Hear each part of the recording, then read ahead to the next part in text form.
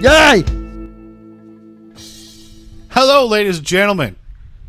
It is the official final episode of Season 4. Shout out to all y'all who've been sticking around this time. Because we Yes. did the math. We've been doing this for like a year and a half. Yes. Give or take a little bit. I am Mayesboy To be 91. fair, because we have taken like 3 weeks break, month break here and there. Yeah, that's true. Give or take a year and a half. Yeah, but I'm Mayesboy 91 here alongside Menaki. Hello. And unfortunately, Callsign Suitcase can't join us. Callsign Suitcase is comatose, and Mayesboy will explain why later. Yes. But we do have a special guest here. You will know him from our cover songs that we've done with Suitcase.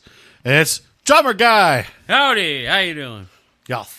Picks So, up good, too, because I can see it. He picked up good. Yeah. Good deal.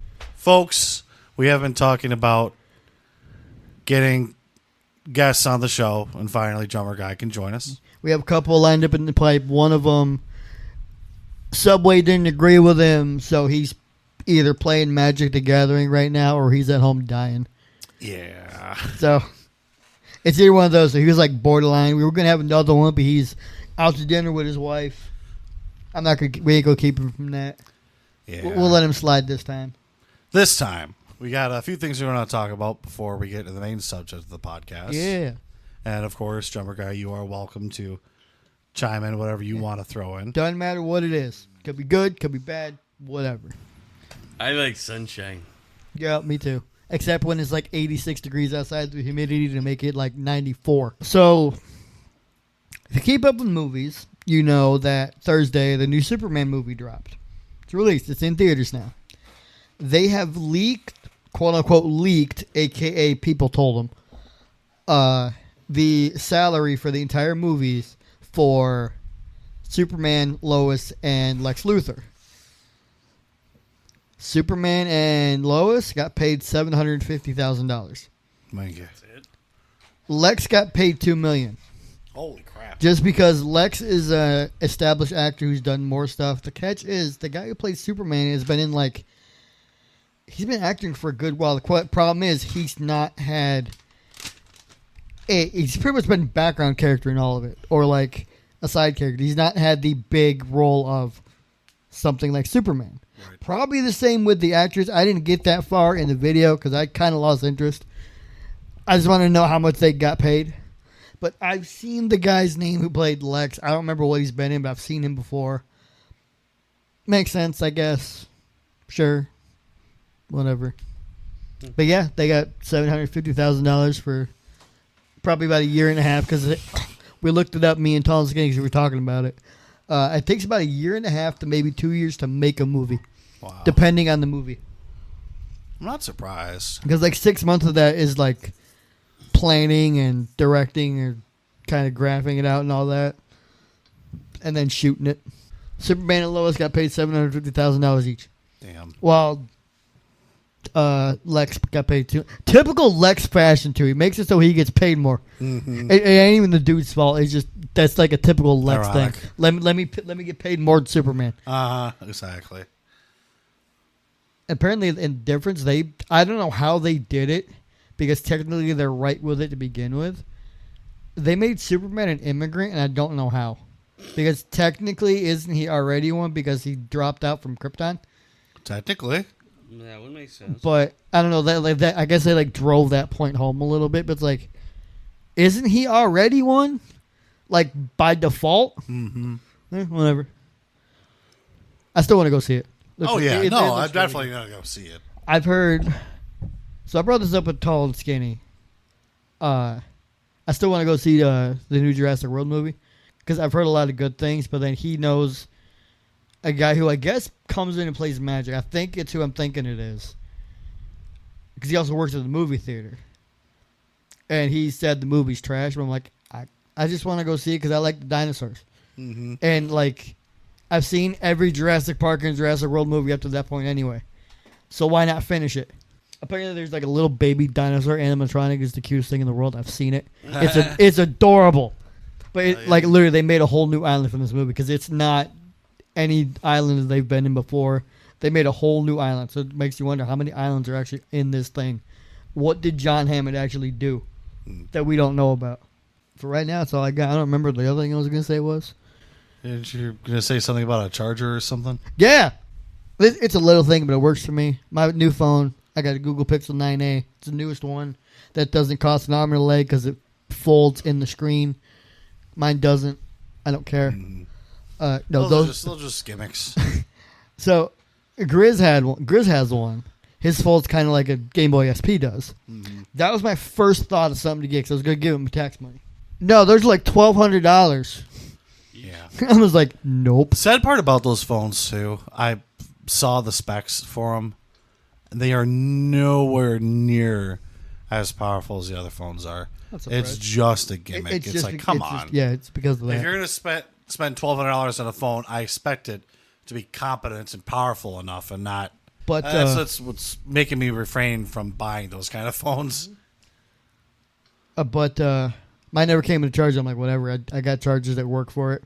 I have the one that I use at home. Works just fine. Charges it fine.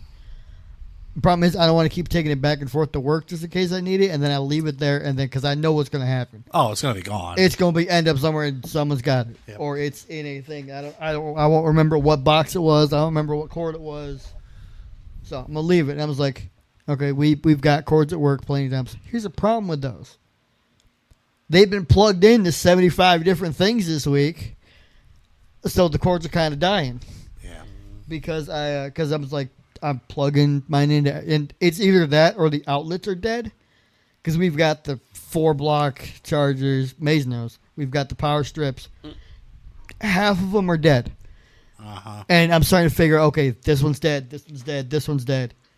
So I was like, is it my charging cord? Is it my block? What is it? So I decided on my break, it was either yesterday, it was yesterday. I was like, screw it. I'm down the plaza from AT&T's where I got the phone. I was like, sure, let me just go see what they got for new ones. I got a deal on this one. It's one of those things they put it on sale, but they didn't tell the employees, hey, this particular thing is on sale. Because normally the bundle I got is like $50. I got it for $27. Ooh, that's nice. That's with tax included. Nice. It's kind of one of those things like it emphasizes faster charge time. My phone will take maybe 2 hours, maybe a little bit more depending if I use it while it's charging to charge up. This puts it in like about an hour and a half. Yep. Because I charge, I'm like, that's because it'll say, hey, charging 57%, finished charged, fully charged by 7 p.m. or what have you. Right. And it's like, oh. And I kid you not, within like 5 minutes, it jumped 6%. I was like, I like it. Yeah.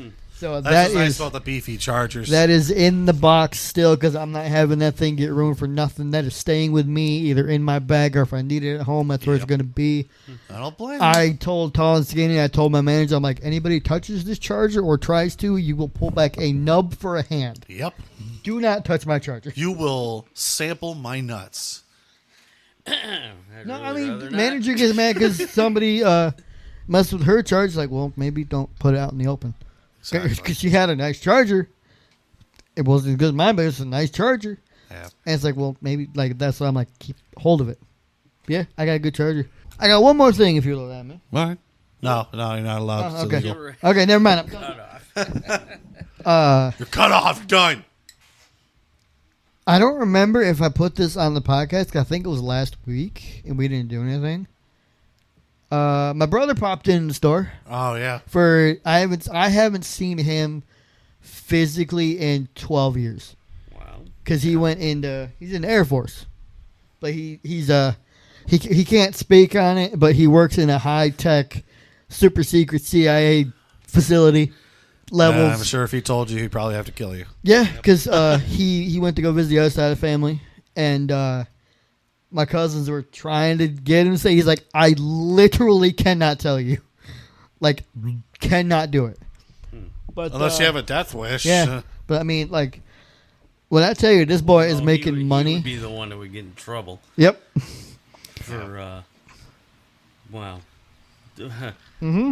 What do you call it? Treason, espionage. So when I tell you this boy's making bank, I'm not kidding. I think I told both of you. His phone, it's like one of the ones that folds out, but it's like it folds like a Game Boy SP does, but it also opens up like a book. So it's almost like he's got two screens. Wow. That's cool. That thing is like, I swear to God, it's like 5 pounds. Yeah. Because he had me holding, His he's got the phone is case with it 5 and everything. pounds. Holy smokes. And I was like, that thing has some weight. That thing was I think that thing was about $2,000. Dude. But look, then I can't see myself spending $2,000 on a phone. that was his. Well, you don't work in a super secret. Yeah. And make That was one of his. money. I'm gonna splurge and spoil myself kind of purchase. I'm like, bro, Right. with that, I don't blame you. Yeah, I understand that. But then, I mean, honestly, if I had that kind of money, You'd but buy a guitar. hey, drummer guy, got a brand new $1,200 guitar. You want to hear it? Absolutely. yeah, Ozzy touched this guitar, Yeah, right. but Randy Rhodes' spirit is in this guitar. there you go. But then we got talking about like video games he'd play because he is open to playing video games with us. I gotta get a hold of him for other things. We need to do something with the gaming channel because we haven't done crap. We do. We need to do something all of us can do, and I just need to like save up and upgrade my PC or my laptop. Yeah. I just need to upgrade it. He has. When I say high-end PC, I asked Grids and I asked Tall and Skinny how much theirs were, because they have like your standard gaming PCs, about $1,200 each, which that's standard. It's decenter stuff. You get $1,200-$1,500. And then, sheer curiosity, I asked my brother, how much was yours? $5,500, folks. That tower itself is 75 pounds. He can run, I kid you not. He hasn't played it, but he gave me the relative what it is. He could run Red Dead 2 on it twice and not come close to maxing it out. Dude, you would have such high quality games so you can see every hair on a horse's asshole. Right. He can literally, he'll leave it on. And the sad part is it's not even programmed in the game. That's how you could that's how powerful it is. The only time he'd shut it off is if he's like just not going to be there for long periods of time, like now because he's up visiting. He doesn't turn that thing off, and it doesn't come close to maxing out his power. Wow. Even like fully turned on, like how your laptop is right now, doesn't come close. It probably has some sort of like power saving. He ran through the specs, but Grizz and Tall and Skinny knew about it. I just kind of said they're blackface. And I'm like, or blank face. I'm like, I don't even know what that means. I assume that's good because it's $5,500. Yeah, man. But yeah. he's got. I got a doggo story for you too. He's got himself a doggo, but he's got the one dog in the planet doesn't like people, doesn't like his crate, and doesn't like car rides. He'll only listen to my brother. Here's the problem. I don't remember if he was leaving Cali or if they came up to visit him and he just stopped by the hotel with the dog or whatever. He's got the dog in all three. He's got the dog in the car, he's got the dog in the crate, and he's got people all around him. Oh no. This dog is not a happy boy. My brother goes, you might want to step back a little bit just because he knows what this dog's going to do. What does my father do? My father reaches down in the vicinity of this dog's mouth. My father pulled back a bruised and bloodied hand. Nice. The catch is, though, because I know this from way back when, my father has no feeling in his hands. None whatsoever. He didn't feel it. He obviously, he knew the dog ran him. He didn't feel it. Yeah. Because I remember we'd gone to, I think it might have been Warren Mall.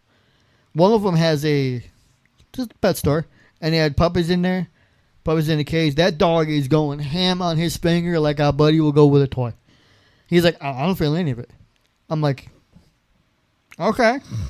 That's insane. But yeah. So. But he's got the dog boarded up when he came up here because could bring the dog with him. I don't blame him. Kicker is though he drove from Cali up to here with the dog. Man, yeah. So it's like, oh, that's fun. I always see a pain. Yeah. That's my stuff for the week. I got a few things. So yesterday, Weird Al Yankovic was down at Darien Lake, and Suitcase and I went down there. That's why Suitcase is comatose. Yeah, he works third shift, and his sleep schedule got screwed up. I was fine driving back and forth. I was good. The catch was Maze drove Suitcase paid for the ticket, so Yeah. Suitcase's body said, "Oh, So- you're not doing anything. It's time to sleep." Yeah, so only problem with the show was we had a support beam and a ladder, literally a seat in front of us. So I saw that because I did see your pictures. yeah, not literally bad seats, but that was the catch. Yeah, I mean the seats are okay. You just had to like look through a ladder in order to see Weird Al's face. But it was it covering the big screen too? No. Luckily, the big screens I could see. I was like, it was covering that too. That sucks. So I attempted to get some pictures. Suitcase got a lot of video. He got better video than what I could ever do. But Let me guess, he didn't have nearly enough as the support beam and the ladders you did. right. Well, thank God we didn't have anybody sit next to us. So him and I went a seat apart because both of us are big guys. We attempted to sit next to each other, and it was like putting two fat, greasy pieces of ham together, and it's all warm and sticky and gross. Yeah. He's like, dude, I love you as a brother, but not like this. He's like, dude, I hope nobody sits next to us because we're screwed. Thank God nobody did. So we were able to kind of spread out. And Good deal. But I tell you what, Weird Al being up there in age that he is, 65 years old. you would not even guess he is anywhere near 65. The show was awesome. He was dancing, jumping around, going in between costumes. Just the band, music, the sound guy was awesome. He had a really tight band. It was just a great show. If you ever get a chance to see Weird Al, you gotta go and see him. I'm still kind of a Weird Al noob. There's a lot of songs that I had to be introduced to from Suitcase, but it was a great freaking show. Now, on top of that, one of the YouTubers that Menaki and I knows, Boogie2988 was also there. Here's something for you who might not fully know who Boogie is, but you'll know this video. Did you drink my Mountain Dew? Just drink my Mountain Dew. Yeah, the fat guy that. Hey guys, Yeah. it's me, Francis. Yep. So he was there with his girlfriend, and I can still do that surprisingly. Well, I haven't done that in a long time. yeah. I can still do that pretty good though. So unfortunately, I didn't meet them, nor did I see them. But Actually, I don't know where they were in that picture relative to where you were yeah. at, but So they moved. I think they just got the picture there. They went to their seat. But there was a song that Weird Al went into the audience, and the camera was following him. I swear, I did see Boogie, and I saw his girlfriend because his girlfriend covered her face, and I was like, oh, "They're over there." And it's like I'm trying, like I didn't want to be rude and try to like stalk him and and try to interrupt his privacy. Yeah. So I was like, "Oh, he's over there." So that's cool. If I walked into him or something, I would definitely get a picture. But like I said, I wasn't going to go stalking and try to find him. But so yeah, he saw that same show, and we knew for a fact he was there. I know where he's at, but I didn't know he would travel all that way for Weird Al. Yeah, I know, especially from where he lives because he posted a picture on his Twitter that that Menaki showed me. Yeah, because I'm just scrolling through and I was like, wait a minute. I compared it because I'm like, there's no way he's doing like two shows at the same time. Impossible. I was trying to like judge like when this was taken. I'm like, Maze, Boogie is in the same vicinity as you. Yeah. Yeah, I wish I could have met him. It would have been cool to get a picture with him and kind of pick his brain on YouTube stuff. But now, honestly, I would have done it before he went crazy. Boogie's lost his mind. I mean, I still would want to get a picture with him because I'd want to meet him, but that's about it. But so I had a coworker of mine who also went to that show. Now, this is the thing I was going to keep for the podcast just for you guys. I won't go into too much detail because he put this on Facebook, but essentially what happened was he had a bag with him that there was stuff in it that his wife needed. And he also brought a camping chair with him because they're going to sit where the grass was in the back because the seat that he had was a lot more comfortable. Well, I guess they don't allow you to bring chairs in anymore. And security told him he has to bring it back to his car. And they refused to look in his bag, even though the metal detector went off when I went in and I had to take everything out of my pockets and go through. Yeah. So they said, you can bring it back to your car, but you can't come back through. But I mean, I'm not hiding anything. You can look through my bag. No, we can't look through your bag. So, and apparently he wasn't So allowed. hypothetically, he can walk up with a shillelagh and bludgeon Weird Al, and security be like, "My bad." Yeah, exactly. And supposedly they said, "Oh, we've never been able to bring chairs," and it's like, no, he's been to Darien Lake plenty of times. I have read stories where people literally bring their own chairs in on the internet, literally to Darien Lake, and sat and watched. Exactly. So they just got to the point where he said, well, screw it. We're not going to deal with security. And they up and left.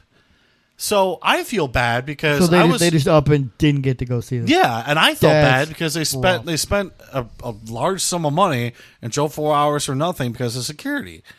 And I feel bad because I was hoping I would see him there and be like, oh, hey, man, and introduce him to Suitcase. Yeah. But it's just I feel bad because I enjoy the show, but he was not able to.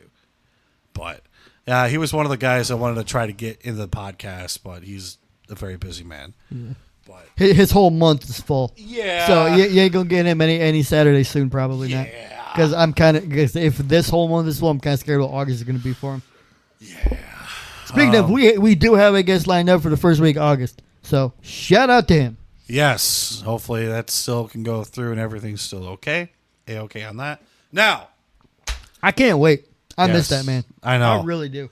So I don't think I have anything else to talk about. The main subject that we were going to talk about tonight, which is one of the reasons why. What about Drummer Guy? the drummer guy is here? Does Drummer Guy have anything he would like to share for the week?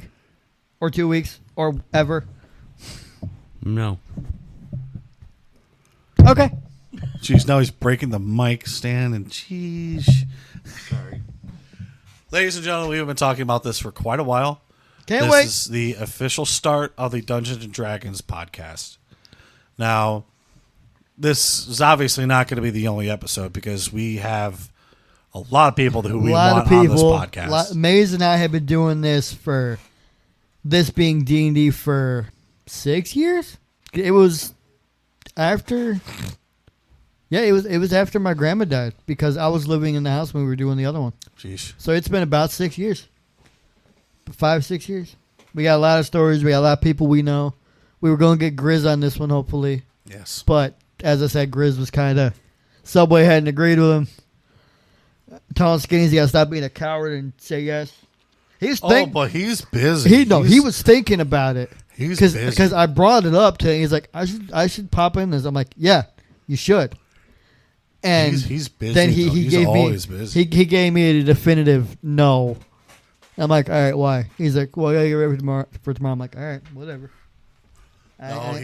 He's always busy. He's always doing stuff.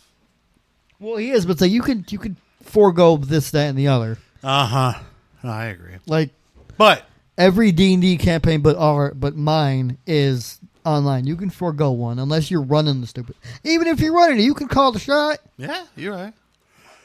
So, folks, with this D&D podcast, we're Take gonna, it as you would our Pokemon series. It's not the first one. We'll do it every season. Yeah. could do that. Yes. As I just completely cut Maze off. I had Yeah, the thought, no, we can do I it had that the way. thought in my brain, and I didn't get to do it. I'm like, wait. But I'll do it in the microphone. I don't care. He was trying not to do it on the microphone. It's like, do it in the microphone. Do it. Make it Suitcases fizz. No, I decided not to. Drummer guy's getting drunk. That's okay. That's okay. It probably right, picked. man. It probably picked up a little bit anyway. Yeah. Yes. So with D&D, Menaki and I You're can't so talk. used to saying suitcase first. I know. Menaki and I, we're still pretty new to this, obviously, only playing for 6 years. And also Drummer Guy here, he is also fairly new. And eventually we do want to so get... green, it's pathetic. He's so green, it doesn't matter what character he says, what the color is, they're green. But eventually we do want to get some more DMs in here, people who are a lot more experienced A couple of them. and have a lot more experiences with different campaigns. Eventually we will have them in here. But for this episode, what do you want to start with, Menaki? Do you want to start with just how we started?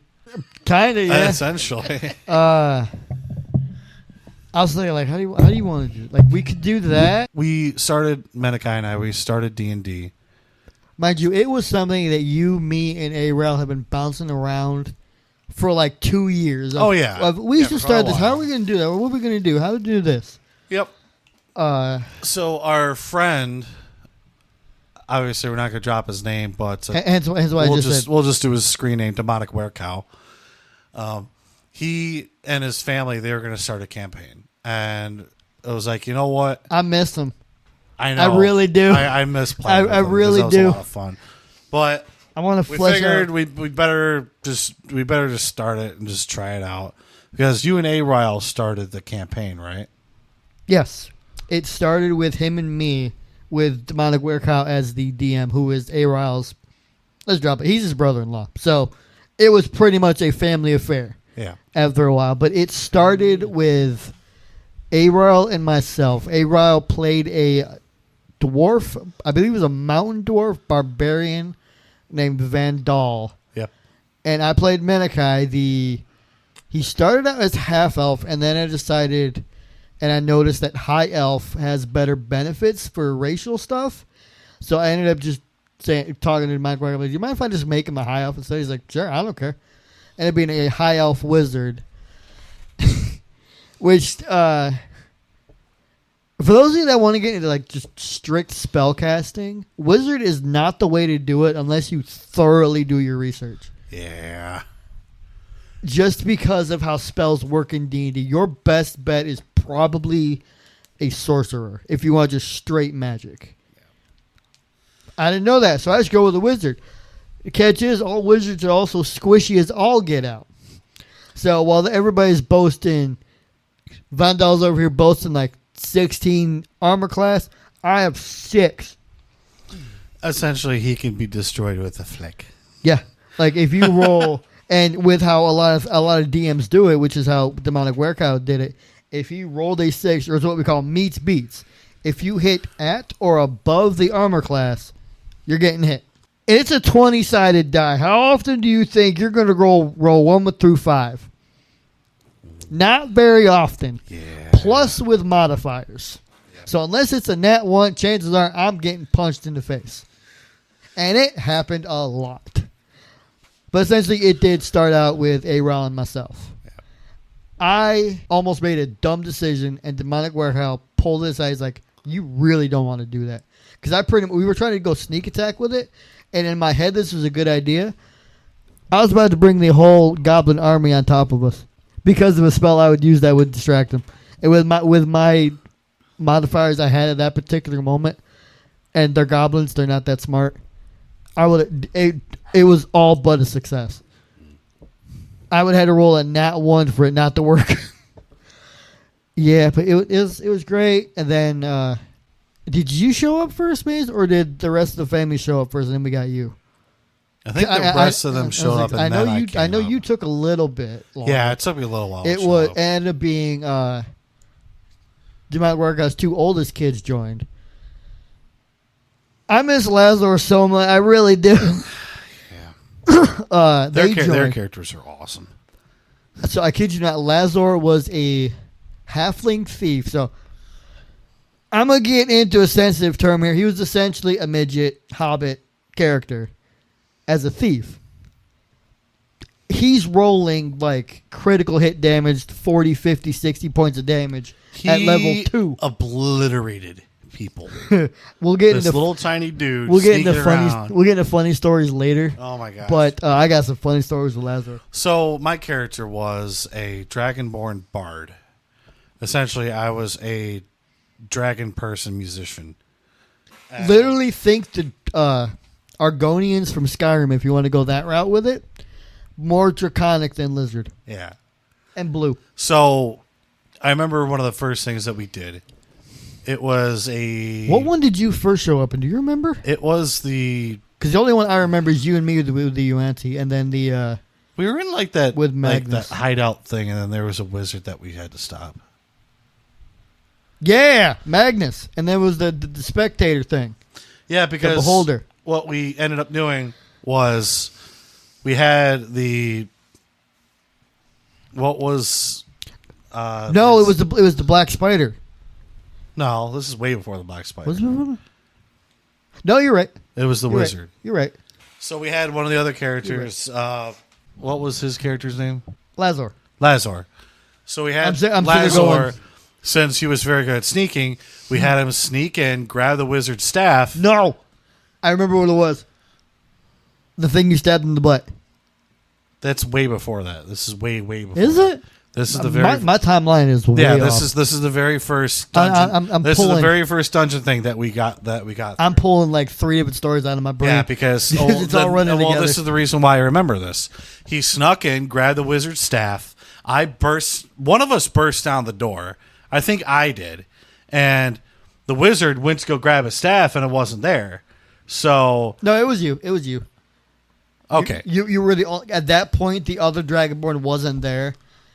Yeah, And this is way before that. I think Okay, so I went it was in you. It was you. and the wizard went to go grab his staff.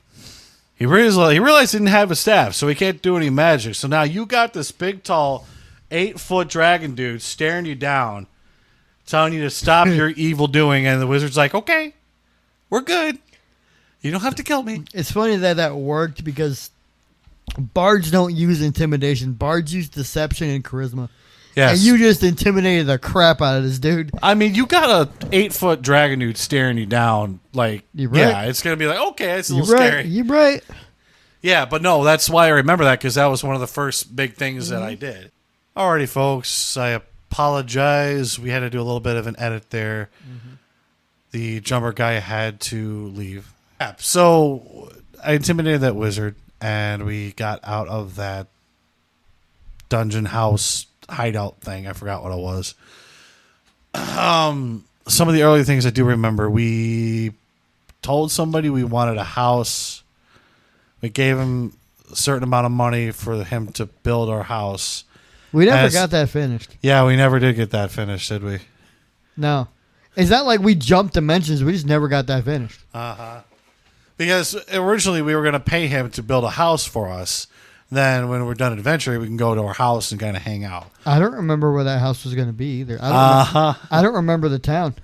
It's been a little while. Because I remember we did, for those that know or don't know, there is a original starter kit for 5th edition D&D, which is what we're currently in, called Lost Mines of Fandelver. Speaking of which, they made an expansion on that.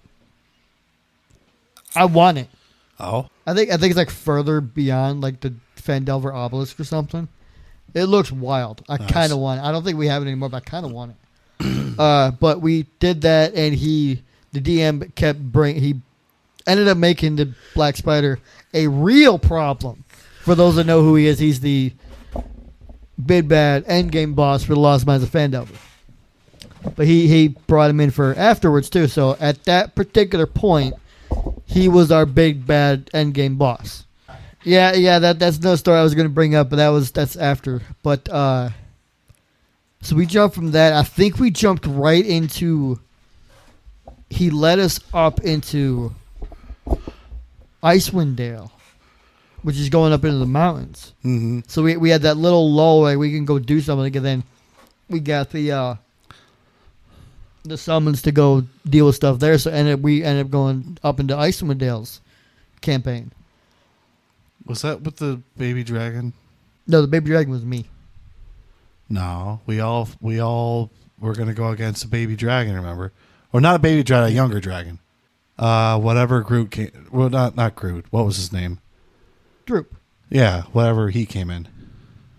I think that was during the transitional period. Was it? I think we were going up towards... No, I feel like there was something in between. I think that was before Icewind Dale. There was something... We did Lost Mines. There's something between Lost Mines and Icewind Dale. I don't remember what it was, unless it was just him pulling one shots out of his butt. So one of the... But yeah, I don't remember where the house was. I don't remember where it was supposed to be. We never got that finished. Yeah, so... Never. I have no clue. One of the things I do remember... What was his name again? Droop? Droop. Droop. Droop. So we met this little imp named Droop. And the barbarian gave him what? Some kind of clothing, I think? The barbarian pulled a Harry Potter house elf thing with this little... No, he was a goblin, but he was a runt goblin. Oh, okay. So essentially, we met up with Droop getting bullied and peed on and kicked by the rest of the goblins. Mind you, this is not the Lost Mines. This is some other adventure. I don't remember which one it is. Yeah, and no, Vandal gave him food. Oh, okay. And I couldn't remember. Droop stuck with him. He stuck to him like glue. But he disappeared for some reason. He disappeared for a while. But what ended up happening... He ended up becoming a fan favorite for a while. Yeah, what ended up happening was we got to some kind of castle, and there was a younger dragon inside protecting loot. So me being the bard, I attempted to... No, you being the bard and you being the dragonborn, which kind of put two and two together. I got a good chance of charming this dragon. Yeah, that's what I'm trying to say. Is I attempted to talk to the dragon, and it didn't work very well. I kind of went like back and forth, like trying to talk to the dragon and kind of go around the corner. I don't know what to do. What do we do? And the dragon's like, yeah, screw this. He just went out of where he was and started circling the castle outside. He knows we're in the castle. He's waiting for us. Like, I think the dragon's mad, guys. I think he knew we were in the castle. I think he knew we were around the corner. Yeah. So, mind you, I kid you not, we were not supposed to beat this dragon. So the reason why we brought Droop up is because didn't he come in on like a horse or something? No, Droop came in on the ranger. His daughter. I almost dropped her name. His daughter's character. She ended up becoming a path of the ranger where she would get essentially a familiar, like almost Beastmaster, I believe. Oh, but she never had it yet. Droop comes in on this stinking dire wolf, rolls a nat 20 and about caves this dragon's head in. And then to finish the job, no, I think the dragon got down to enough hit points where the DM's like, oh, he's got a dip. So this dragon's attempting to leave now. Droop comes in, caves this thing's head in, and then to finish the job, literally finish the job, Vandal comes in with his battle axe, rolling a nat 20 himself, which for us, how we did nat 20s is you get maximum damage outright, modifiers and everything onto it, and then you roll your damage. Yes. So you could do double damage right now. Vandal killed the thing and caved his face in. Yep. It was kind of great. And the DM was like, well, okay. I wasn't prepared for that, but okay. The fun part was, little backstory on this. We're all gathered around the dining room table. I'm standing up, playing up like I'm hyped because I was hyped. It's fighting the dragon. I was busy having a gallstone in my gallbladder at that point. Oh, that was the time. About that. And then I slept it off. The next night, I'm in the hospital. Yep. Because I projectile vomited off the backboards. I'm like, I remember you. Didn't you text me in the morning saying that? Don't worry about me. I was in the hospital. Yeah. No, because I played it like. Even you and A-Rod noticed on the way back home because y'all dropped me off. I was dead quiet. I played it off like I was tired. I was hurting. I was not doing good then. But slept it off. I was fine. Next night, projectile. I'm like, I got to go to the hospital. And then, turns out I had gallstone, so that got popped out. But, yeah, I played it off. Because, I mean, it was hype. We're fighting a dragon. We just found out we killed it. We weren't supposed to. Like this, I think this was like a young dragon, too, so it was hefty boss for us at what level we were.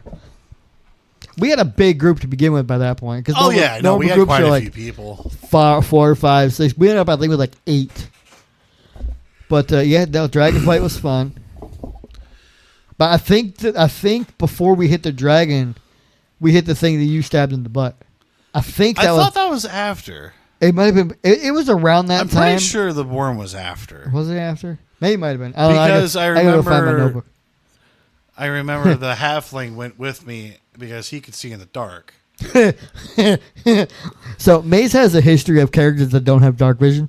Doesn't matter what he picks. Decided they don't have dark vision. He's picked. Pisses me off. He's picked a Dragonborn. They don't see in the dark. He's picked a turtle for a character, which is a future story. Doesn't see in the dark. In his campaign with me, he pulls a Minotaur. He's got good characters, mind you. Good stories and all that. He's pulled a Minotaur. They don't see in the dark. So he decided he's going to make a catfolk character. Technically, they have low light vision.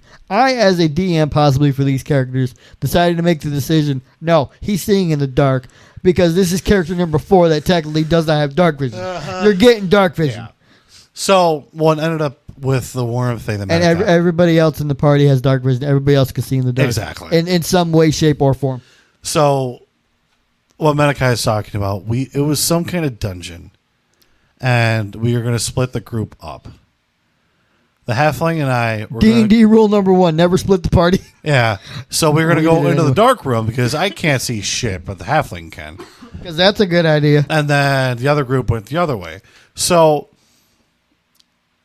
we decided to go into this dark room, and there was this giant worm-like thing that we had to fight. For those that know, it's called a grick. Grick. I don't know how I did it, but somehow I rolled well to where I stabbed this worm right in the butthole and absolutely destroyed it. Just poop, Mayesboy over guts, here just went everywhere. For about 3 months, which is every Saturday. At that point, it was every Saturday.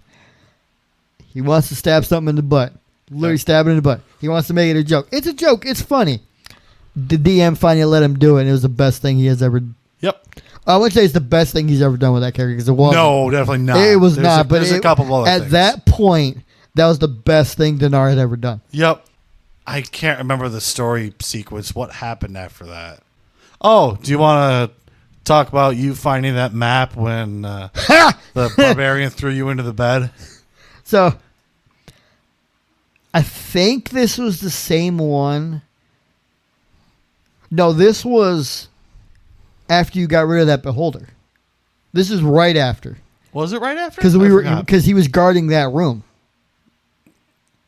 And we all jumped because everybody was there. I thought it was before. I don't know. The DM, if he pops in, can correct me if I'm wrong. Yeah. If I'm wrong, I'm wrong. So we're looking for loot, as one will do. Nobody's touching the bed. Whatever, it's a bed. Whatever. DM drops a subtle hint. Anybody else could react. Good old Vandal goes, I'm going to throw the wizard at the bed. I'm like, I'm sorry, what? So what he does is Vandal rolls a nat 20. So for those who don't know, a natural 20 on a 20-sided die, which means you rolled a 20 on that die. No modifiers, nothing. Because if you roll like an 18, you think it's a +2, you got 20. You got that a dirty 20. You got to have 20 on that die face. It's automatic success, no matter what you do. It could be double your damage. It could be automatic success on your check, whatever. Grabs my little half-elf carcass and throws me like a javelin. Breaks that bed so it's nothing but splinters and feathers. And I played it off in RP in my brain, because this is what it was in my brain. You see nothing. Everybody's wondering if I'm good. My hand pokes out with the map in the head. I'm like, found it. It's great. It's great. And I also time. teabagged a bugbear. Yeah, that was the other time that he rolled a nat 20. So to preface this, Mayesboy does not have good experience with bugbears. Yeah, apparently bugbears and my characters, we just don't see eye to eye. They 3 times. I kid you not, 3 times with 3 different characters. They have not touched his catfolk character yet because we haven't started that one. I might make a bugbear happen again just to see if I can make it 4 for 4. 3 times. Mace has gone up against the bugbear because he's got the biggest character in the party. Bugbears are decently big. This first time, this dude gets nat 20 and hit on the head like a hammer to a nail. Yep. Unconscious. Flat out. So I was revived somehow. I don't remember who revived me. Probably the ranger. But no, it was Lazlo. He poured a potion in your mouth. Okay. So what ended up happening was we were able to knock out this bugbear eventually. In my mind, I wanted to video game teabag. You know how in a competitive first-person shooter... You can play Call of Duty, you know what this is. Yeah, you can crouch and it looks like you're teabagging something. That's what I was going to do originally. The DM... No, you did it. No. Well, the DM... pictured it. I dropped my pants and I put my nuts in his mouth. The whole Dragonborn. So I mean, because technically that's actually what teabag is. Yeah, I know, and I didn't think about that. I should have been a little bit more specific. So the barbarian decided, there's kids here. You shouldn't be doing that. I'm going to throw a rock at his nuts. Roll the nat 20. And drop me. Again.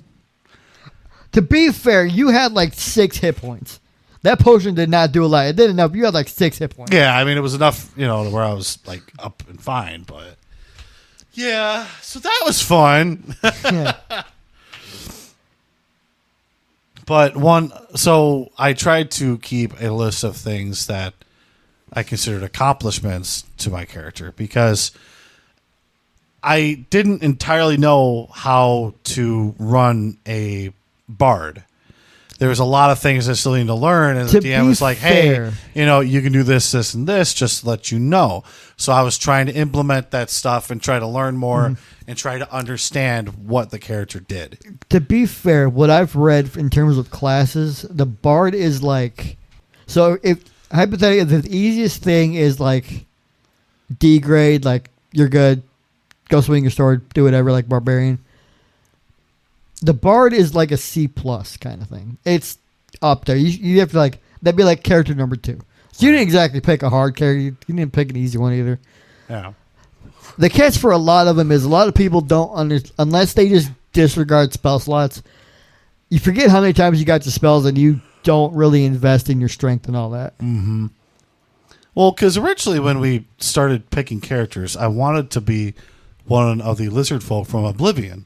Because that was the character that I made, and the closest thing we had was the Dragonborn. So then later on, they literally released lizard folk in the thing. Later on. Yeah. At first, we just had the basic half-elf, high-elf, Dragonborn, dwarf. Yep. So, and I also wanted to be a musician. So it's like, okay, you're a bard. That's what he does. But one of the other things I had written down. So I will get to the Beholder. So I can't wait. That's like a favorite story. Unless we get to the big story, the Beholder's some kind of favorite story he's ever done. One of the other things that I was able to do, one of my things, I forgot what it was called. It was like talk to nature or something, probably, or talk to like animals. This is the one I wasn't there for. Yeah, you weren't there for this one. Sadly, it's funny. And yeah, here's what's funny about this campaign that we were doing. So the monster that we were fighting was a kind of like grass plant monster. None of us had anything to stop this monster. Guess who has an affinity for fire spells? The wizard that wasn't there. Guess who wasn't there? That was not there that day. So we're throwing... I almost feel bad, but it makes it even more funny. And me as the Dragonborn bard, my powers were electricity and not fire. So... we're throwing everything at this plant monster. It's not stopping. So I decide I'm going to somehow call Mother Nature to help us. I rolled a nat 20. Damn right you did. I summoned a demon giant praying mantis thing that came out of the ground. And we're all looking at each other. It's like, is this thing on our side or what? Well, thank God it was. Because the thing, I rolled well and I spewed acid at this plant monster, and we were able... I don't remember if it killed it or not. It might have just weakened it that we killed it. Might have killed it. I don't remember. But anyways, we were able to stop the monster, and then this demon praying mantis thing went back under the ground and disappeared. And we're like, let's go before that thing decides to come back and turn on us. That's a good idea. So we were like walking through a forest and shit. So yeah, we got through that. I found out what it was. For those that know, it is an ankheg, which is that big old praying mantis thing. What's it look like? You got a picture up? I do. That is terrifying. It's like a good thing he was on your side. Ugh, seriously. As far as you knew. Yeah. So one of the other big things... I still find it funny. You stuck in the forest and the dude who can actually throw fire wasn't even there. Exactly. No, because it's funny because the other Dragonborn wasn't there either. I'm 95% sure her power was fire. So she wasn't there either. Well, she wasn't there at the time. No, it's funny because you had the two people who could have done something. Neither of them were there. One didn't exist yet, and the wizard was off doing wizard One stuff. of the other things I remember us doing. Now, Menaki mentioned a Beholder. This was one of the big bard things that I did. It wasn't a full on like Xanathar beholder. It was like a lesser one called a Spectre. Yeah, Spectator. But yeah, but it's a beholder. This is one of the big things I remember doing. It's like, dude, I am proud I did that. So I think that was the first time he actually ever gave inspiration. Yeah. So what ended up happening was the Spectator was protecting this chest or some kind of area, wasn't he? He was protecting the area because I think that was where the spirit of his master told him to guard, because they had really important stuff. Mm-hmm. This might have been where I got thrown into the bed. I could be completely wrong. Yeah. But the point is, the Spectator was guarding what we needed to get to. Yeah. And there was no way we were going to fight this thing. Yeah, because he'd probably kill us in one shot. So it's like, okay, well, we're just going to... any class are not fun, man. So we're going to just walk out of this room and go down the hallway. We went down the hallway to another room. There was a chest and a bed, I think. And we started going towards the chest, and that's when this ghost came out. And the ghost was protecting the chest. It's like, oh, you guys are greedy. You're not deserving of this chest. You can't get this treasure out. So we asked him, it's like, hey, do you know anything about the owner of this beholder dude? And he kind of described what the owner was like, or the master. So I had shapeshift, or disguise self, I think it was. Yeah. And I decided... Which is wild to me, given you'd think your natural disguise would be your disguise self. That makes it even cooler. So I decided I'm going to dress up as this guy's master and attempt to tell him to leave and and step away from his post. So I had very little knowledge of what this guy sounded like. Disguised myself as what I think the master looks like. Hopefully I nailed it. Went back to the dude, and I just came up with a voice. Oh, I'm your master, and you did such a good job. It is I, Magnus. Yeah. You did such a good job protecting the spots, and you can leave your post. You don't have to anymore. So, it's kind of quiet. DM played it up so well. And, it's kind of quiet. He kind of just looks at me. I start getting nervous. Like, dude, this guy sees right through me. And doesn't he just disappear? He just, boom, disappears. Blink of an eye, gone. Yep. And finally, he is gone. We're all safe. Everybody in that party, I heard everybody just exhale. Oh, my gosh. And and he built the suspense up, too. Like, just sitting there, just staring at me. Poof, gone. It's like, dude, you made me nervous there. I was puckering my butthole. Lazar's standing up. I'm standing up. We both just went, huh? So that was a huge accomplishment. I remember. Everybody was ready for a fight if we had to. Uh-huh. My magic fizzled. So what we did after that happened, we went back to the treasure chest and we told the ghost, hey, that guy is gone. And the ghost said, you guys are obviously kind-hearted and worthy enough of this treasure. I'll disappear. You can get the treasure. I don't remember what was in the treasure chest. I don't remember. But like you said, that might have been the time that you were thrown through the bed. Maybe. Do you remember? It might have been before you got there. That reminds me of this story we got to say. You remember the jade or the gold frog with jade eyes? Mm-hmm. Oh, I don't remember if it was from that box or if that was like Endgame of Fandelver. We got a lot of loot. I gotta go look through my notebook. I should have done this beforehand. So that jade frog. You want me to tell the story of the drinking game? Yeah, that was it. Because what it was, we were trying to figure out what to do next. It's kind of like a lull in everything. And DM's gone. He's like, he had to go get a drink. He's like, all right, figure out what you want to do next. Because sitting at the tavern, we're chilling. Yep. By all means, go from there. For the record, this was my idea. They just all went with it. So the barbarian and the bard decided to do a drinking contest for this jade frog. And winner gets the gold frog with jade eyes. We don't know how much this thing's worth. It's the prettiest thing we got. Yes. So the DM's like, okay. He does that song. It's like, shots, shots, shots, shots, shots, shots. Everybody! We had that song playing, and we were rolling. And every time they did shots, he had them roll and take a shot. It was So That's- it was normal ale, and then it started getting to the point where it was just like this purple sparkly black stuff. I just remembered the next morning. Go ahead, but I just remember the next morning. So the Barbarian won, and the Dragonborn passed out on the table until morning. Did not move. They built breakfast around him. So I woke up with drool in my mouth and waking up on the table. Probably wasn't all his drool. Yeah, so I kind of failed. It wasn't the fanciest of taverns, but that was a good time. But the whole thing with us starting this D&D podcast is, I forgot to mention this actually. So back in like third or fourth grade, the first time I heard about D&D, the kids that I heard that they told me about this house were like, "Oh, D&D is evil. It makes you scratch your skin off, and it's evil. You shouldn't do D&D." And first off, yes, there was some people out there apparently when D&D first started around that era that people took the stuff a little too seriously. Well, you got to remember back then, it's like the D&D's been around for 50 years. Yeah. So it's 51 if you want to count this year because their 50th anniversary was last year.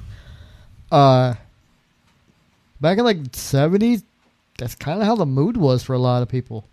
Some of them still got it, but but there was a lot of them. Hence why Harry Potter's banned in most school libraries. Mm-hmm. There was a lot of stuff that people did that they took stuff too seriously and like tried to be actual like wizards and warlocks and and grabbing your battle axe and duffing somebody inside the head, but there was like really, really hard plastic. That's still gonna hurt. Yeah, but those are the people who were a little psychotic to say the least. Mm-hmm. Now, D&D, when you get the right group of people together, you use your imagination to make a character that you've always wanted to be, and you just sit down and have fun. I've told, because we sell D&D products at work, and I'll get people that they're just starting out. They want the monster manual, they want the player's handbook, they want dice, they want the DM's guide, they want DM screens. I had some in a couple days ago. I will literally look at them and go, "Welcome to your new addiction." Yep. Because it's phenomenal fun. Yeah. And once you get a group of people together that you truly enjoy hanging out with, coming up with cool stories, cool scenarios, you're gonna have a lot of fun. You will one or two hours. Like a 1 or 2 hour, 4 hour session is just going to melt by. We've gone with this group that we've been talking about this whole time. We once went. I don't know how his wife let him get away with this with the little kids. We'd start. Maze and I would get out of work about 6:30 by that point for Saturdays. We went till 1-2 o'clock in the morning. Couple times just because it was that much fun. Yeah. Nobody's tired. Well, they're starting to feel it, but nobody's like falling asleep in the chair. Nobody's bored. It's that kind of fun. Yeah, and it's just this kind of and you're using your imagination to make this character. You can be as creative as you want with the character. You can put a Irish accent to him. You can do any kind of voice you want for your character. I wasn't all that creative. I just did my own voice because I didn't really know what to do. But you can add flair to your spells. You can add some flair to your outfit. Flair to your. You will spend hours first making your character, fleshing it out, and deciding maybe I don't want to go this way. Talk with your DM about it. They will work it into a story for you. Mm-hmm. Which is what we should talk with Dinar. Speaking of, that is probably my favorite story arc. Yes, because what ended up happening was, to be fair, I think that's the only really big story arc we did. Yeah. With the second one. With the Black Spider, I suggested a character to the DM. Hey, I should have like an evil brother that works with the Black Spider. And I came up with this whole story. Now, the whole story was Dinar, my bard, he had a little brother named Denier. And they were like kind of playing. You can tell this is the first time people are making characters because names are whatever. Yeah. But so we were. It's fun. Dinar and Denier, they were kind of like playing as kids around like the forest or whatever. And near the village, there was this cave that had this evil music. Now, Denier came from a whole village of musicians. So we all knew how to like read music and things like that. So what ended up happening was Dinar looked away for 5 seconds. Denier was gone, and he ended up going into this cave that had this evil sheet music.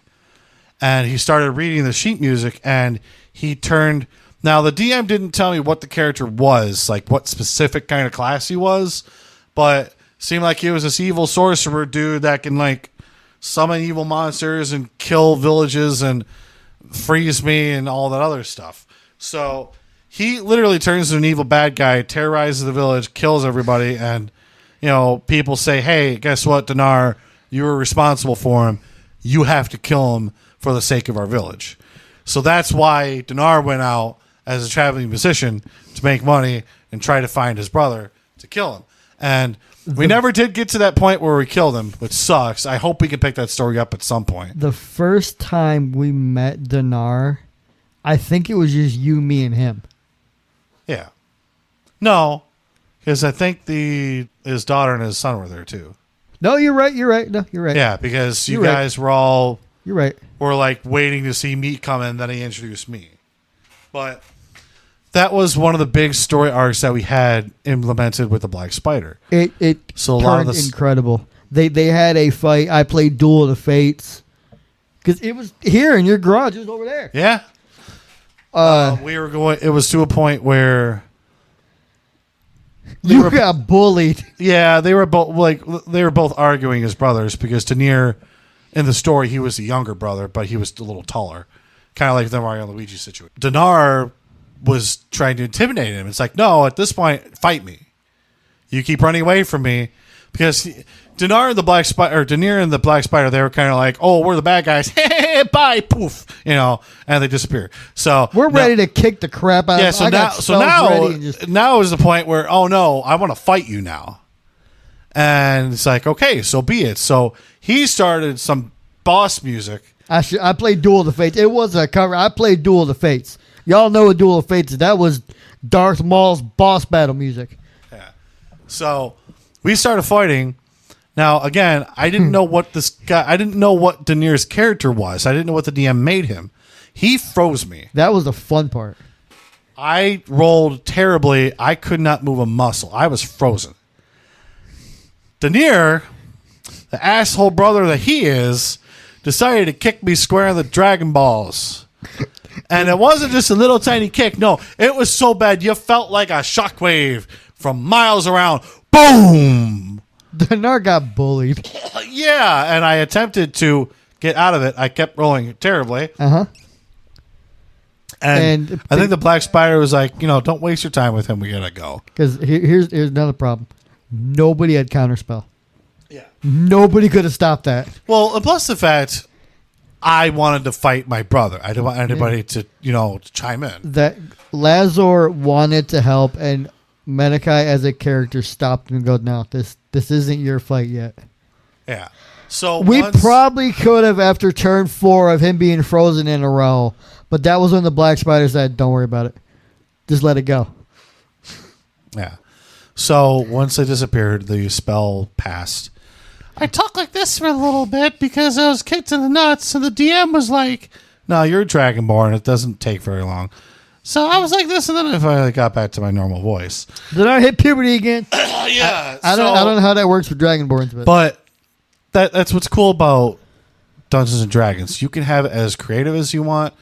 Heck, you can even do homebrew stuff. Callsign Suitcase has a homebrew campaign. I think that's what we're going to start tomorrow because I have suffered what's called DM burnout. You'll have a great time planning all your sessions and all that, but if you're not used to it, if you're not used to going off the cuff with some of the things that your players do, or just even planning in general, you're going to get burnt out, especially when you become the forever DM. I don't mind it. Right. But I've gotten to an urge of I kind of just want to play. So we're going to have Tall and Skinny run some stuff, and I'm pretty sure he's going all homebrew for his whole thing. I'm like, I'm with it. Well, one of the things that Suitcase told us, he had this big boobed character, and in between the character's boobs was the bag of holding. Yeah. And there was a character that lived in that bag of holding. Yeah. So that is how creative you can get with Dungeons and Dragons. Or stick to the books like what we were doing. Stick right so you can follow a story in one of the books and just do that. You can create your own world. If I was a DM personally, I would just make my own world personally. Yeah. I mean, we got yours on lock. I might just use that for when we go with me running it again. Yeah. So what I've done, like, I'll use the books if I need like a baseline of what do I want to do, setting wise. I've taken things and I've run with it. Demonic Workout. He took the Black Spider's supposed to be dead. End of Last Minds of Fandelver. He's dead, gone, or you'll never find him again. This kind of thing. He made him recurrent thing all the way up into Icewind Dale. It was great. Yep. No, I think that was some of the big things I wanted to talk about with Dinar. It got to a point where Menaki and I wanted to try different characters. So he wanted to do. You had a lion character, right? Point blank, I was tired of getting squished. All right. So I decided I'm gonna make the biggest, baddest mofo I can think of. I make a Leonin. About 9 feet tall. 19 armor class because I put him in chainmail. I don't care if I got disadvantage on stealth. Don't hit me. And he's got a great sword like you wouldn't believe. This dude is, think Mufasa on steroids on 2 legs. This dude is a big dude. Now the character I wanted to do a tortoise character. I miss him too. Now his name was Kinlick, and he was a turtle. Literally, the race is a turtle. No. Druid, yes. I had to think of the class. He was a druid. Essentially, he was just a hippie druid dude. And I tried to... Think Crush the sea turtle, but on land. Yes. Literally. Exactly. Only not probably... Actually, no. Probably to the extent or even higher with weed. Because he's literally around plants all the time. Yeah. So... One of the things that the DM and his wife did, they got us these little figurines. The figurine they got for my tortoise was absolutely perfect. Now, the tortoise had, like, moss on his back. He had, like, mushrooms growing. What I wanted to do was have, like, a bird's nest on his head and have a bird sitting on his head. And he had, like, a little staff with, like, a lantern. And he had, like, a necklace around his neck of, like, dead flowers and plants and stuff that he had. Mm-hmm. And he was just talking like this, man. My name was Kinlick, man. Just love Mother Nature. He was in the same party. What he did was we put it to where we were traveling into 10 towns, which is for Icewind Dale. But the problem was there was a white dragon roaming around. Adult one, too, so... Almost ancient, not to be messed with unless you are ready for this thing. Ascari, which is my Leonin Paladin, and Kenlick were the only ones left of a former party that went with it. Now, the characters, the wizard Menaki and Dinar. That's what I was going to ask. How did we dip? I don't remember. Somebody came in, said there's been a situation that we need you to. It was, what's his face? The other. I forget his name. I don't remember if it was Dritz, but it was some other wizard popped in, brought us, and Werkow made another Goliath dude to go with us. I remember. Okay. Yeah. I got it. So they took Menaki and Dinar out of there and put Kinlick and Ascari in. So... we continued on with that story, and we were going to do a side story with our other characters, our first characters. Oh, I've said this before. I've got like a top 5 favorite modes. This is way up there. Mm-hmm. Just because of what it was. By all means, this is mostly you anyway. By all means. With Menaki and Dinar, we had to find the Eye of Set, which was some kind of like the shape-shifting sword thing. I want to continue this story so bad. I know. I really want to, too. We didn't get very far in it, but I want to continue both so bad, but if I have a choice... Because I know what he's planning. Relatively. We'll get to that in a second, but I know what he's planning. I'll try to narrow this down to a very quick story. So, we had to go into this lizard kind of camp. No, it wasn't lizard. It was the snake people. It was the UN. I couldn't remember lizard, snake. Some kind of reptilian it was the UN creature or whatever. It was the UNT. So we had another big guy with us that the DM made just to back us up. I don't remember if it was a Goliath or a Bugbear or something around that nature. Something like that, yeah. So, and we He was funny, though. we also had his wife be a monk, like an assassin monk. She came in later. Yeah, she came in a lot later, but so anyways, it was the three of us. This is the third time Menaki threw up. Yeah. So we had to sneak in through this reptile kind of camp or whatever. And obviously me being a dragonborn and him being a half elf. At that point I was high elf. Okay. But even then, at that point, we're sticking out like sore thumbs. Yeah, exactly. And you went to your suspicious at the beginning. Yeah, and people will be like, yeah, we're just going to kill you. So I decided to disguise myself as one of them and turn Menaki in over here as my prisoner. Now, we had to go to a certain point in the village, and I was going to take him up there to, quote-unquote, sacrifice him. I tell you what. Like I said, you can be as creative as you want in D&D. This was brilliant. I loved it. Also in D&D, you can also come up with a lot of stuff off the top of your head and a lot of improv. It's literal, like, play a movie in your head and improv. What would you say is your character? Yes. I had the privilege. You can be put into a spot where, like, okay, what are you going to say? Yeah. I have no idea. You have to come up with something now because if you don't, something bad is going to happen. And I had the pleasure of just sitting back and watching this happen. So what ended up happening was amazing. I needed to act like one of these reptile guys, lizard folk or whatever. Mind you, I'm pretty sure Dinar's never seen one of them in his life. Yeah. So I'm rolling pretty well so far. It's like, okay, they seem kind of hesitant, but they're like, okay, who are you? Hey guys, blah blah blah, I gotta sacrifice here. I just gotta go walk up here and I'm gonna go sacrifice this prisoner. I misspoke by a couple of words. No, it was one word. You said you people instead of us. Now keep in mind, this is not scripted. I'm just coming up with this off the top of my head. I unintentionally say you people. Not even as a race thing. It's just you people, and the humanity are kind of part of, like, bonding. They say we. Yes. Blah, blah, blah. So now they're all thinking something doesn't seem right. So now, picture this. You are disguising yourself as these reptile folk. There's like 5 or 6 of them surrounding you, kind of questioning who you are. And they're about ready to attack if they need to. And guess who ain't got access to his magic because his hands are tied up? Yes. So now what are you going to do? Me, and I'm just like, I don't know what you want me to do. Like, out of character, I'm like, I don't know what you want me to do. can talk to me through my mind. Mm-hmm. Once I said you people, he said, it's like, you idiot, you just misspoke. Now they're suspecting something. So one of the folks was like, we appreciate you bringing this prisoner here, but I think I'll take him and I'll sacrifice him. So originally they wanted you to do it. Remember? Yeah, they wanted you to do it, but they're like, wait a minute. You slipped up a little bit, and so now what do I do? Ideally, you were screwed either way. Yeah. So now what do I do? It's either my friend's going to get sacrificed or I have to do something. I'm dead either way. So at that moment, I said, screw it. I took off the disguise and we were going to fight, which is going to be terrible because there's like 7 people around us. Thank God the DM's character came in.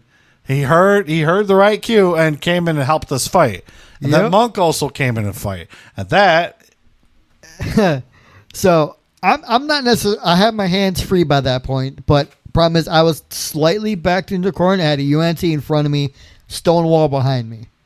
I wasn't hurt, nothing, but I knew like I have to hit this dude because he's almost within melee range. If you know anything about spells, if you're within 5 feet of your enemy and you throw a ranged spell out, you roll it at disadvantage because you ain't got real good aim. It's not going to travel for you. You got to practice this thing for a lot of spells. It's just how it works.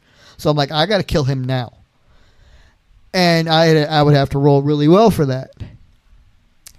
In comes, like a literal shadow, this Tabaxi monk who takes this UNT's head, and I saw in RP form, I saw this UNT's neck go 2 different ways at the exact same time. She killed that mofo. and Menaki threw up. Yep. Right, what I just said was like my original pronunciation for the name, but then the DM decided to say it another way, and I kind of stuck with that because I like it better. But yeah, it took me a second. I'm like, can I roll Constitution? DM's like, sure. I threw up. Yeah. But like I said, you can make this as creative and crazy as you want. It's amazing. I love it. Now, I don't remember what happened exactly after that. We got through that. And we got to a point where we were in like that weird dimension. We were in. It's something through Spelljammer. It's where the hippo people come from. It's like the spatial sea or whatever. I know what it is. I just don't remember what it's called. But like you're tripping. Essentially, you are tripping.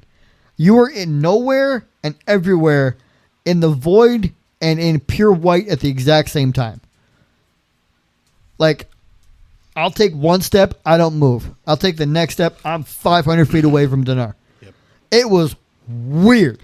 Yes, and at this point, the DM is like, okay, figure out what you have to do. I looked at him, I'm like, what? He wasn't telling us what to do, so we had to figure out. So essentially, we kind of had to figure out how to like move and get around in this world. And eventually, we started slowly figuring it out. But unfortunately, that was the last session we had for that campaign. It's the Astral Sea. Keep going when you're starting. I'm just going to figure out what the Astral Sea actually is. So that was a really fun side story, and we really need to get back into that. But going back to the man campaign with the two new characters that we got into Druigar. That's the name of the people. Yeah, but we were in their stronghold or something. Yeah, I don't remember what it's called. Keep going, we'll find out. So anyways, we were in this like Druigar hideout thing, and we had to face them. And we were in a certain room where they were kind of small and short, but then they turned into like triple the size, and we had to fight all of them.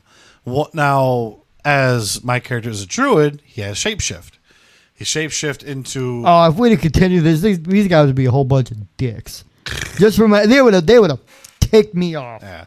So I turned into an owl, flew above one of them, and this turtle guy is like, I don't know, 6 foot something, like 800 pounds. So he flew above one of them, turned back into his normal turtle self or tortoise self, belly flop, and absolutely destroyed a guy's arm and his shield. See, that's the kind of stuff that you can do in D&D to make things interesting. Emphasis on every single character. If you want, go straight forward. Swing your sword, catch your spell, whatever. Yeah. Think outside the box if you want to. The worst thing you could do is roll crap and go face first into a brick wall. Oh my gosh, I forgot. The halfling. He started to be called the Bugbear Bully. I was gonna go there, but we just kept going. I was like, oh my god. It's what no, the main one was my fault. The one where we kicked him off the ledge. Oh, was that your fault? That was my fault. I can't remember. So what it was, he bonded really well with Dinar. I mean, I'm talking about, you'd play this song, let me tell you about my best friend. He's Dragonborn. Yep. It's them, that kind of thing. Essentially, I'm ready to play off a boy and his Dragonborn. Yep. It was like that. It was great. He goes, mind you, this kid's like 10. Maybe a little bit younger by that point. Anytime Bugbear would show up, he'd be like, I'll defend Dinar. All right? And this kid rolls disgustingly. It was gross on how well he rolled. We figured out why, but we kind of let it go. We're at this point where it's like a 40-foot ledge between us and the Bugbear or something. But the Bugbear ended up falling down from somebody else. I don't think it was Lazaro originally, but he's climbing back up. Lazaro rolls to kick him back down, which he did. And me, out of character, I tell him, okay, now go ahead and elbow drop him. AKA, I want to see a halfling jump down 40 feet and elbow drop this dude. No, Lazaro goes a step above, rolls a nat 20, and jumps down with both his daggers into his face. He bullied that Bugbear. Yeah, he was considered the Bugbear Bully after a while, which is awesome. It was funny. So, one of the other things that my tortoise character did with the shape-shifting stuff, we got to a certain point where there was a bunch of watchtowers in this castle. It was like... Oh, this is our first online session. Yeah. I remember this one. Now he I got another story I got to he tell turned afterwards. into a gorilla and started going ham. Now see, there was some Duragar who were good guys and bad guys. We sided with the good guys and they hated the other ones. Mm-hmm. Me as a gorilla started jumping up onto these towers, beating the ever-loving shit out of the bad guys and just decimating one. Go to one tower, beat the shit out of them. Jump up to the other tower, beat the shit out of them. The other Duragar is sitting there like shaking in the corner like, please don't hurt me. And dude, that was awesome. I was like a freaking giant gorilla just destroying and going ham on everybody. It was great. I got another story. I don't remember. This might have Menaki and Dinar were still there because you had your powers awakened by the dragon. Oh boy, yeah. So I don't remember. We were in a cave, I believe, and I don't remember what fully all we were fighting, but something had cast darkness, which is magical darkness. Even with dark vision, you cannot see it through it for anything. I remember this. Everybody's fighting blind. The catch is there's something else there with us. It's what's called a drider. It is, think a centaur, but is a woman's top half, and the bottom half of her is a giant spider. Menaki no likey. Dinar no likey. Yeah. So I'm walking, trying to figure out what I could do, because not even any magical fire of mine could do it. You're walking through the void. I don't realize, but I get the feeling, and I literally both somewhat see and feel the motion of this drider walking 5 feet in front of me. And I'm just like, nope, nope, nope. I don't know how it got lifted, but it got lifted. Yeah, I don't We remember. killed them all, but guess what we're face to face with now in the mouth of the cave? The adult white dragon. So And I decided I wanted to be a half bard, half sorcerer.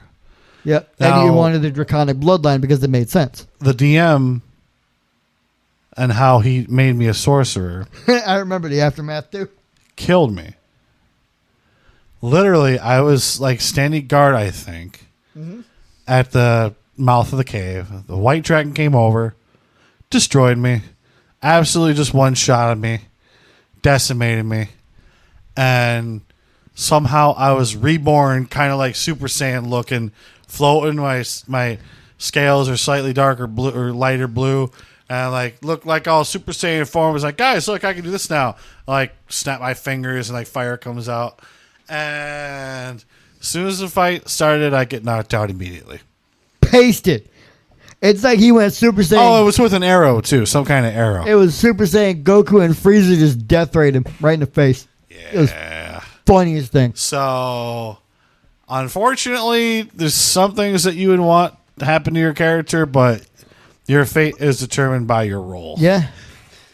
It's like the end song of Critical Role is take your chance, roll the dice. You never know what's going to happen. Yeah. So that sucked. It was great. It was great. But, yeah, whole story and everything. Lots of fun. Do we want to get on to... We started a campaign with Menaki as the DM. Do we want to bring up a certain tiefling druid? We started a campaign with Menaki as the DM. And the character that I wanted to do, it's like, screw this. I want to actually be able to take hits and destroy shit. So I decided... Mind you, you were better taking hits as a bard than I was. Is that? Yes. So I decided to be a barbarian. I decided to be a Minotaur barbarian. Yeah. Because I wanted to destroy shit. And he's this big Minotaur, 8-foot dude. It's like, I drink beer and I kill things. 10 feet if you want to count the horns. Yeah. Still, as a big, strong barbarian Minotaur, I still get my ass pasted by bugbears. I'm planning the session like hour beforehand. I got it pretty much planned out. Look at Maze when he pops in. I'm like, don't hate me. You're going to hate me. He's like, well, I'm not going to tell you. I've mentioned the bugbears. He's like, you. I'm like, I told you. Don't hate me. I want to see if it'll happen again. And it did. I can't make this up because I rolled the die, but I had it in a way because where Tall and Skinny would sit by me, kind of. Where he could say, I don't care if you see my rolls. Whatever. I look at the die and I look at him and I'm like, you can't make this up. I rolled a nat 20 on the Bugbear's first attack on Olmuk, which is the name of his Minotaur Barbarian. So once again, Mayesboy gets pasted by a Bugbear. Yeah. At this point, just make a Bugbear. I was debating on that at some point. Do the pasting yourself. Yeah. It's funny because I think Kindle got smacked by a Bugbear too. I just don't remember how. I don't remember. I mean, Kindle could have taken a hit, but at this point, you got nat 20 by a Bugbear again. Mm-hmm. But this was the campaign that we introduced Drummer Guy and his friend involved. Mm-hmm. They made characters. They want to sit down and play with us too. Now, after a while, I did bring in Tall and Skinny. Just 'cause there's conversation going. He plays a lot, but he plays a lot online. He's never really played in person. Got to conversate with somebody. You might know who it is. But there's one of the things like he's talking about. He wants to join a campaign. He wants to do this, that, and the other. And I was like, I'm thinking. I don't say concrete yes yet. Cause I'm like, let me talk with people first. No concrete yes yet. My manager comes to me and she's like, don't do it. I'm like, you sure? She's like, yes, I promise. I'm like, okay. I won't bring him in. Okay. I'll trust her. She knows she's a bit more than me. It's not that he's a bad dude. Just one of the things he'll try to want to take over the whole thing, even if he's a character. But then I got talking with Tall and Skinny, and he's mentioned, I'm like, do you want to join a IRL campaign? Yes, I did say IRL campaign. He's like, I would love to. I'm like, I think I know the answer, but let me talk with people first. Yeah. Because Drummer Guy has met him before. Maze and I have worked with him a long time because we went to an improv show with him. So Drummer Guy's met him. Oh, yeah. Good dude. Y'all know Tall and Skinny if you watch one of the episodes. He's on it. He's a good dude. One of my favorite people on the planet. Watch the Retro Game Con episode and his video game music good part 2. Yep, he's on them both. He's on both of Good those, dude. yes. Tall and Skinny's one of my favorite people on this planet. I got a resounding yes. Tall and Skinny's here. So I'm his only real life campaign he even does. Which is good for him. He needs people interaction. It's not from work. Yeah, no. And he's become kind of the co-DM a little bit. Because I'll get through the rules and he'll be like, well, what if this? I'm like, all right, go ahead. We were trying to experiment with this campaign. Started off just normal D&D. Then Menaki wanted to try a Pokemon D&D, which got a little confusing. It did after a while because I'm thinking, we could do this. I'm like, okay, let me. Yeah. There is ways to do it, but with half the party being as green as they are, I'm like, I can't keep this going. I would love to do it more. Yeah. But I need better people for it. We went from that to just back to normal D&D again.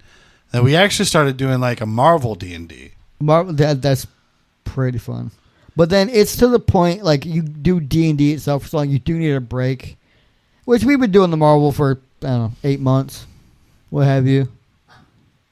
But then it gets to an urge, you kind of just want to go play D&D again. You kind of just want to go run around kill monsters like The Witcher. Mm-hmm. There's something about it. So we're gonna pop that in tomorrow. Work on that with new characters, possibly. Yes. I don't know. Tall and Skinny is the one running this one. So the character that I have, which Menaki mentioned earlier, it's a little cat, a little Mexican cat, and he's going to be a bard. I forgot you made him a bard. Yeah. He's going to be a little tiny bard, this little sneaky dude. Not going to fight much. He's going to try to find ways to get out of fights. And he loves food. And he loves to play his guitar. Some sort of like string instrument thing that I wanted to kind of be like a guitar. But it's mostly food, though. Mostly food, yes. He's pudgy. He's pudgy. And the reason why he loves food so much is because he watched his entire family die and burn in front of him when he was a little kid. So he emotionally eats. Yes. Interesting. Yes. And playing his instrument makes him forget, well, that and food. Drummer Guy's friend has made I won't call it an oxymoron, I'll call it interesting, because you can make any race and any character class combination you want. Some are just beneficial easier than others. He's making a tiefling barbarian. Tieflings are known as spellcasters and charismatic folk like bards. Barbarians are not exactly diplomatic. Here's their diplomacy. Eat axe, die, or get out of my face. That's how it is. Mm. So this is going to be interesting with how he is. I'll make it work for him, but it's going to be interesting. And Drummer Guy is making himself a Kenku rogue. It's basic, but it works. I've seen it work. Nate Wants to Battle made one named Pluck. He's great. Pluck. He's funny. Pluck can shapeshift. He's turned into an alligator just to get out of combat. It's funny. And I don't have a name for him yet. I might have a name. I don't know yet. I am making a GIF, which is a hippo folk monk, because I kind of want to pull Kung Fu Panda without pulling Kung Fu Panda. I was gonna make a Deloxodon, but like they fit more for like cleric or druid, and I'm not ready to go that far yet. But those might end up being mine. Is for Tall Skinny's campaign outright. Right, mine too. I don't know. Well, I don't know. Well, my cat character with what he's doing, I don't know yet. They might end up being backup characters for if Almuk dies, or if we want to reboot the campaign again. You'll find out why tomorrow. I don't know if he's going to fully go through with it. You can if you like, just get him fleshed out. Which is still what I'm going to do with the other ones, just to have them ready. I'll explain why tomorrow probably, or Tall and Skinny will. Right. But yeah, you can make your characters, have fun, pull who you want, have yourself an inventory of characters. It's fun. Make yourself some stories. If you want to learn or get yourself better in writing, play D&D. That's me. Mind you, I haven't touched this in a little while, and I need to get back into it. How do you think I got the urge to start writing, like actual writing again? Right. I don't remember what podcast it was, but one of them has at the ending an excerpt for book series I'm working on. It was the books one that you and I were talking about favorite books that we liked. Was it? Oh yeah, yeah. Because it was just you and me. Yep. Yeah. The Last Emberkin. I got to work on that more. I did have the epilogue done, but then I hated it. Perks of being a writer. I had it done. I hated it. I got to redo it again. So, folks, if you don't want your kids to be on the TV and playing video games all the time, play D&D with them. Yeah. You can start them out as young as 4 or 5 years old. You can literally. Mason and I could go do one right now. Yeah. Yeah. You can do it with just you and one other person. If one guy has the rule book now, go ham. Go. It'll be great buying. We've seen it. There's a video going around of a dad playing quote unquote child friendly D&D with his 2 kids. The cutest thing I've ever seen in my life. Yep, I've seen that. There's awesome. No technology. They're in the other room from the TV. Kids don't even care. They're into the fact that they're killing a dragon right now. But he did it in such a way. It's the cutest thing I've ever seen in my life. I thought it was they had to jump over a bunch of rats or something. Probably that. I don't remember. I just remember they said like, you go into the next room, there's a bunch of rats everywhere, and the little girl's like, ew, gross rats, what do you do? And the one girl's like, I want to fly over the rats. Like, okay, well, grab your dice and try it. So it's really cool and wholesome that the dad's trying to teach these little girls how to play. I mean, the kids might, there'll be some kids, they just don't care. There's some kids who will begrudgingly try it, but you might get the ones who even begrudgingly, like, you know what? They might ask you, can we play D&D? Can I talk to you about my character? Can we go get dice? Boom. There you go. Yep. Because I promise you, once you get that first set of dice, you're going to want more. Yep. You will become a dice goblin. Yes, must have or once you become a DM. Yeah. Folks, just sit down and play D&D. It's a lot of fun. Use your brains and your imaginations. Come up with a cool character. Just fair warning, if you want to start with the campaign books, they are expensive. Yeah. Like online and physical, they're like $50 a pop depending on what you get. They're expensive. So try not to go too ham on it. But if you need them, you need them. So many resources online, in print. Play D&D. Do it. Today. But folks. Right. I don't know about you. I'm kind of feeling it. It's been a long couple of days for me. Yeah. Very long. So sit down and play D&D. Have fun. Or There's countless campaigns you can listen to just to get yourself a feel for it and see how you can do better. Critical Role. I can personally recommend Dice Camera Action. The guy who runs that one as a DM wrote some of the stories that you think you could play. Curse of Strahd, Storm King's Thunder, which ones he's actually played through with his characters. Do some of those. Or whatever the one is where you do the animation for, you watch that. Great ones. Yeah. Just listen if you want to. It's great. Listen to the podcast or listen to D&D and D&D podcasts. Play D&D. Play it online. Heck, you got celebrities you don't think play D&D, play D&D. Joe Manganiello, Terry There's Crews. a lot of celebrities Ben that play Diesel. D&D. The Big Show. Couple other WWE superstars. They did a campaign recently. It's like kind of like an ongoing thing. Xavier Woods plays. Xavier Woods is a giant nerd anyway. They got Kofi Kingston, never played before. Chelsea Green, never played before. I don't remember the other one they got. It might have been Bailey. Never played cool. before. 3 campaigns in, and Chelsea Green's like, I love this stuff. You can turn anybody you want into a literal nerd. The folks that I recently said, welcome to New Addiction, never, with how they look, never would have thought it before. All right. Well, yes, anyway, I'm gonna cut it off there because, like I said, I'm feeling it. We could rant for a while. Yes, we will have more characters and people come in, talk about their experiences with D&D. This is only the part 1.